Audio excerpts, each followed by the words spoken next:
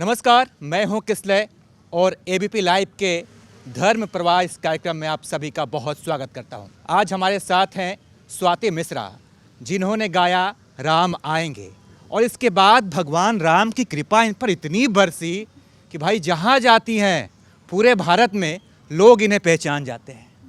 स्वाति, बहुत स्वागत है आपका। बहुत बहुत धन्यवाद। Thank you. कैसी हैं आप? बहुत अच्छी हूँ मैं, बहुत बढ़िया। स्वाति मंच पर हो और शुरुआत राम आएंगे गाने से ना हो तो अच्छा नहीं लगेगा।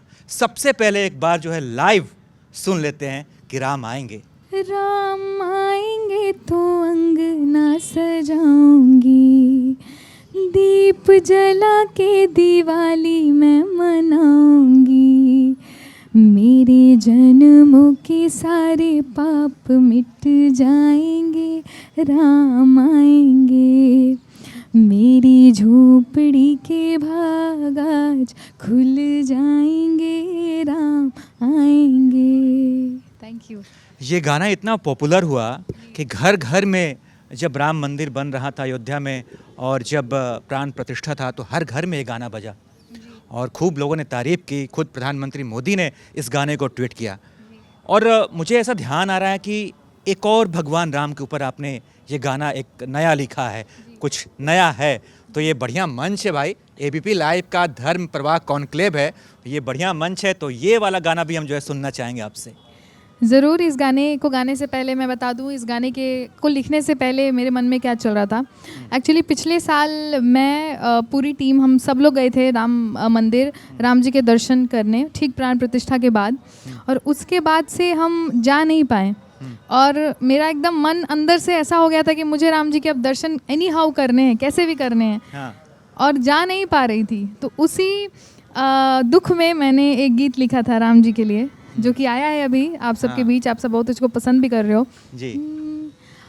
आपके दर्शन को मेरे राम जी आँखियाँ तरस रही हैं, पाने को अनमोल ये भक्ति तेरी कब से बरस रही है, क्या तुम आओगे या बुलाओगे, कोई तो रास्ता दिखाओ ना, आपके दर्शन को मेरे राम जी आँखियाँ तरस रही हैं। वाह, जब आप ये गाना गा रही हैं तो मैं देख रहा हूँ कि मंच के नीचे बैठे तमाम लोग अपने मोबाइल फ़ोन का कैमरा ऑन करके इस पल को कैद कर रहे हैं, आपकी लाइव आवाज़ को जो है रिकॉर्ड कर रहे हैं।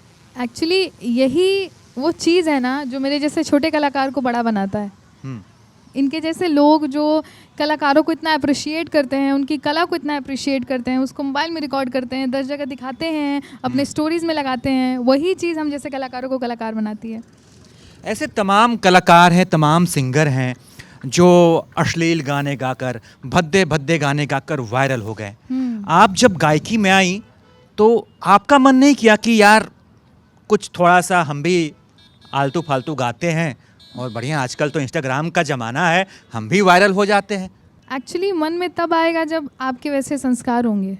तो मैं उस संस्कार से या उस अपब्रिंगिंग से आती ही नहीं हूँ कि मेरा मन करे कि मैं वैसे गाने गाऊँ। वैसे गाने गा के कान बंद करने का मन ज़रूर करता है। और अगर सामने कोई दूसरे जगह का हो और वो पूछ दे कि ये आपके बिहार का गाना है, तो वहाँ से भागने का मन ज़रूर करता है। गाने का मन कभी नहीं करता वैसा गाना। तो आप चाहती हैं कि आपका गाना सुनने के बाद हर भोजपुरी भाषी जो है गर्व करे कि हमारे भोजपुरी गाने ऐसे भी होते हैं? बिल्कुल। जितने बिहार के लोग हैं उन सब लोगों के लिए मैंने भोजपुरी में कई ऐसे गाने लिखे हैं, गाए हैं, और उन्होंने इस गाने को बहुत सपोर्ट किया है। जो लोग सिर्फ बिहार में रहते वही नहीं, पूरे देश में और देश से बाहर भी जो लोग रहते हैं बिहार के लोग, जो कि मेरी भोजपुरी सुन के और बहुत खुश होते हैं, बहुत इमोशनल होके मुझे मैसेज भेजते हैं कि स्वाति जी आपका ये गाना हमने अपनी सोसाइटी में बजाया, लैंग्वेज भले समझ में ना आए लेकिन लोगों ने इन्जॉय बहुत किया and they really liked it. तो वो चीज़ मेरे लिए बहुत गर्व का पल होता है। आपने राम आएंगे गाना गाया और अयोध्या में भव्य राम मंदिर तैयार हो गया। उसके बाद सुनने में आया कि आपने जो है गाना गाया कि मेरे कृष्ण आएंगे, जी, कृष्ण आएंगे नहीं। एक्चुअली क्या है कि जब राम जी का इतना गाना मेरा वायरल हुआ तो कई लोग कई तरह की बातें करने लगे, राजनीति। अब एक मतलब एक जो मंदिर बना है उसके प्रशंसा में गाना निकालिए, कुछ राजनीतिक एंगल से निकालिए, कुछ ये निकालिए वो निकालिए। कई लोगों ने मुझे कई तरह की बातें कहीं, तो ये चीज़ मुझे बड़ा दुख हुआ कि मैं बड़ा मन से भक्ति करती हूँ, भक्ति गाने बड़े मन से गाती हूँ, और इसको मतलब कैपिटलाइज करना, इसको अपने व्यू के लिए यूज़ करना, लाइक के लिए यूज़ करना, तो मुझे नहीं अच्छा लगा। तो मैंने फिर सोचा कि मैं कृष्ण जी पे कुछ लिखूँगी बढ़िया। तो मैंने कृष्ण जी पे वो लिखा और टचवुड वो बहुत पसंद किया गया, बहुत अच्छा लगा लोगों को। तो यहाँ बैठे लोग भी सुनना चाहेंगे। सुनो कृष्ण प्यारे, ये विनती हमारी, तरसती हैं अखियाँ दरस को तुम्हारी। कोई रूप लेकर अब चले आओ, नहीं तो निकल जाएगी जान ये हमारी। हमें भी सुनाओ वो धुन बांसुरी की, हमें भी लुभाओ जैसे गोपियाँ लुभी थी। गैया चिड़ैया सब राह देखे, कलयुग में कितनी ज़रूरत तुम्हारी। सुनो कृष्ण प्यारे। मन तो कर रहा है कि ये गाना बस सुनते ही रहूं, और ये लोगों की तालियां बता रही हैं कि लोग कितना पसंद कर रहे हैं। धन्यवाद, थैंक यू। स्वाति, आपको पूरे भारत में लोग जानते हैं, खुद भारत के जो प्रधान हैं वो आपकी तारीफ कर चुके हैं, और लोग तो बातचीत करते ही रहते हैं, चाहते ही हैं कि कुछ आपसे राजनीतिक गाने गवा दें। आजकल कई कलाकार राजनीति में आ रहे हैं, तो कभी आपकी भी इच्छा है कि थोड़ा चुनाव उनाव कहीं लड़ लें? नहीं, एक्चुअली मेरी इच्छा बिल्कुल नहीं है, लेकिन कई लोगों की इच्छा है कि मैं चली जाऊँ राजनीति में। कई लोग मुझसे ऐसे ही पूछते रहते हैं, अच्छा कोई प्लान है आपका राजनीति में जाने का? आपको यहाँ से टिकट दिया जाएगा, आप लड़ेंगी? आप क्या करना चाहेंगी नेता बन के? मैं कलाकार बन के कर रही हूँ जो करना है। मैं कलाकार बन के लोगों को अपने भजन सुना रही हूँ। उनके दिन भर के जो उनका हेक्टिक टाइम है या ख़राब टाइम है, दुख वाला टाइम है, मेरे 3-4 मिनट का गाना सुन के एटलीस्ट वो भूल जाते हैं। तो मेंटली मैं हेल्प कर रही हूँ लोगों को। मैं अब इससे ज़्यादा एक कलाकार ही रह सकती हूँ। मैं राजनेता या फिर नेता ये सब नहीं बन सकती हूँ मैं। एक गाना आपका और बड़ा पॉपुलर है भोजपुरी में कि तोहरे में बसे राजा हमरो परनवा हो, ये भी सुनना चाहेंगे? एक्चुअली क्योंकि मैं बिहार से हूँ, और जब राम आएंगे वायरल हुआ था या उसके पहले भी लोग मुझसे यही पूछते थे कि आप हिंदी गाती हैं, आप भक्ति गाती हैं, आप बिहार से हैं, बिहार के लिए क्या कर रही हैं? तो मैंने कहा कि सोचने लगी कि हाँ ये सोचने वाली बात है, मेरी भाषा, मेरी अपनी भाषा, और मैं क्या कर रही हूँ उसके लिए। तो मैंने कहा कि अब मैं भोजपुरी के लिए भी कुछ लिखूँगी। तो एक बड़ा पॉपुलर गाना है तोहरे में बसे राजा, उसको मैंने थोड़ा इस तरीके से लिखा कि अपने अंदाज में लिखा कि लोग उसको सुन सके। हाँ, स्वागत है। तोहरे में बसे राजा हमारो परनवा हो, रात दिन रहे बस तोहरे ध्यान हो। मन झूमे नाचे गावे जब तोहरा के पावे, बड़ा नीक लागे राजा तोहरा संगवा हो। कबहू ना हाथ छूटे हमरा सजन से, साथ रहे उनके हर जन्मवा हो। Thank you. तो आपके प्राण किस में बसते हैं? एकदम गंगा जी किनारे बैठे हैं, भगवान राम ने आपको बहुत कुछ दिया, आज नाम ले लीजिए, वो भी कृपा बरस जाएगी। नहीं, कृपा तो बरस रही है राम जी की भर भर के मुझ पे, उस वैसे भी बरस जाएगी, क्या है। नाम हम भी जानना चाहेंगे। देखिए नाम तो आप जान जाएंगे जब होगा तो नाम आप जान जाएंगे। इस जोड़ी की चर्चा बहुत हो रही है। हाँ, लोग कर दे रहे हैं, अब क्या करूँ मैं। छुपाना भी नहीं आता, दिखाना भी नहीं आता।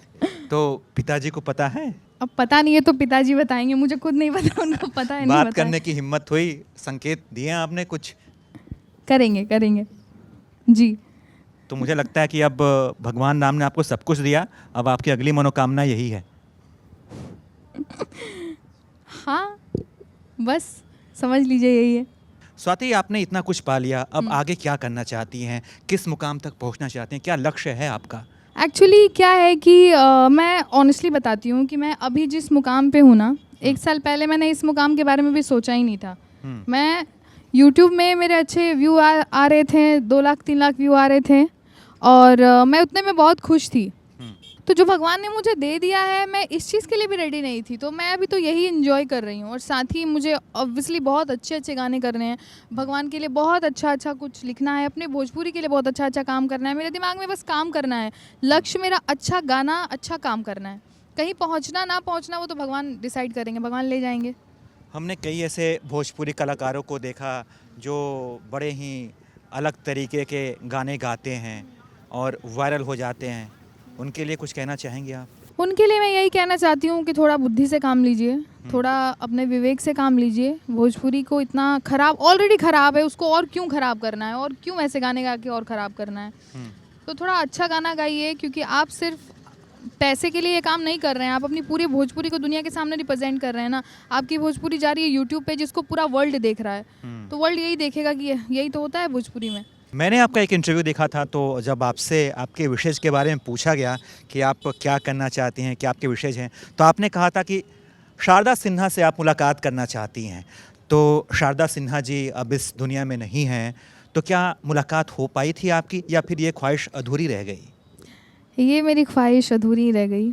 मैं स्वर्गीय शारदा सिन्हा मैम से नहीं मिल पाई, और मे बी मैं मिल लेती, छठ के टाइम पे मैं गई थी तो मैं मिल लेती, लेकिन वो जितना बीमार थी और वो जिस हालत में थी, मुझे उनको सामने से देखने की हिम्मत नहीं हुई।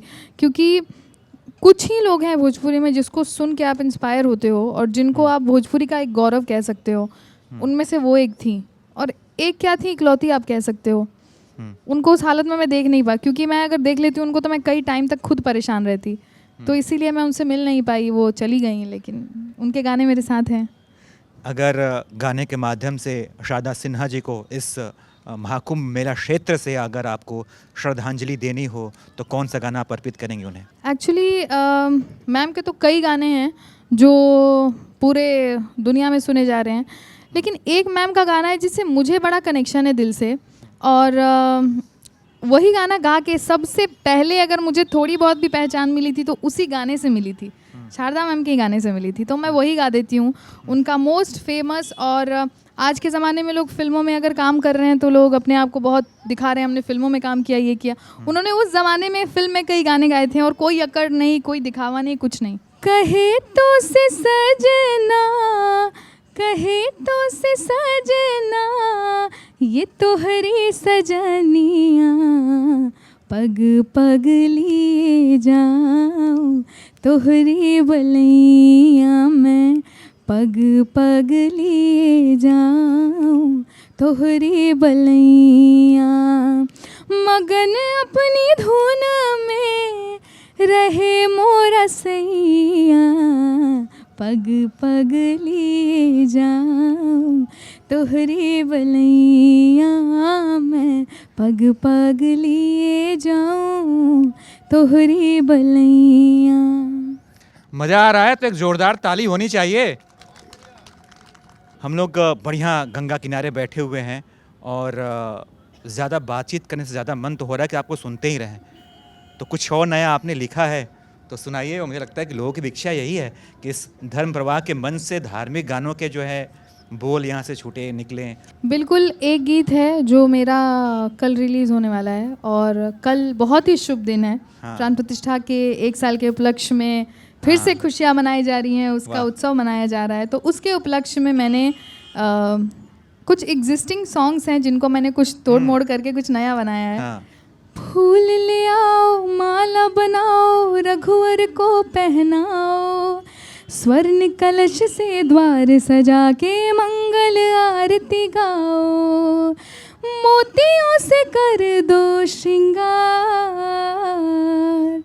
आई गए रघुनंदन सजवा दो द्वार द्वार, अरे आई गए रघुनंदन सजवा दो द्वार द्वार, पीतांबर पहनाओ गाओ रे मंगल चार, हर पीताम्बर पहनाओ, गाओ रे मंगल चार। बहुत बढ़िया। Thank you. अगर मैं आपसे पूछूं कि आप किसको देखकर इंस्पायर होती हैं और किसकी तरह आप बनना चाहते हैं, किसकी तरह आप चाहती हैं कि आप आगे चलकर गाएं, वैसा आपका नाम हो, कौन है वो? एक्चुअली मैं इंस्पायर बहुत लोगों से होती हूँ, बहुत सारे लोगों की जर्नी से मैं इंस्पायर होती हूँ, लेकिन मैं किसी की तरह नहीं बनना चाहती हूँ। हम्म, क्योंकि अभी 1 साल पहले आप मुझसे क्वेश्चन पूछते तो मैं कई लोगों के नाम बता देती, इनकी तरह इनकी तरह इनकी तरह। लेकिन मुझे लगता है कि भगवान ने मेरा डायरेक्शन ही बिल्कुल चेंज कर दिया है। इसके पहले तक मैं हिंदी भी गा रही थी और बाकी सारे सॉन्ग्स भी गा रही थी, लेकिन भगवान ने मेरा ऐसा डायरेक्शन चेंज कर दिया है और ऐसी पहचान दे दी है कि मैं अब अपनी तरह ही बनना चाहती हूँ और अपने पे ही काम करना चाहती हूँ, अपने आप को और इम्प्रूव करना चाहती हूँ, अच्छा काम करना चाहती हूँ। आप अपनी तरह बनना चाहती हैं और कई लोग यहाँ पर आपकी तरह बनना चाहते हैं। बहुत अच्छा लगा आपसे बातचीत करके। Thank you. जाते जाते हम चाहेंगे कि एक और गाना हो जाए। बाकी आप देखते रहिए एबीपी लाइव, मंच आपके हवाले। रामा रामा रटते रटते बीती रे उमरिया, रामा रामा रटते रटते बीती रे उमरिया, रघुकुल नंदन कब आओगे, रघुकुल नंदन कब आओगे, मिलन की डगरिया, रामा रामा रटते रटते बीती रे उमरिया, रामा रामा रटते रटते बीती रे Umaria. Thank you ABP, thank you so much everyone, thank you.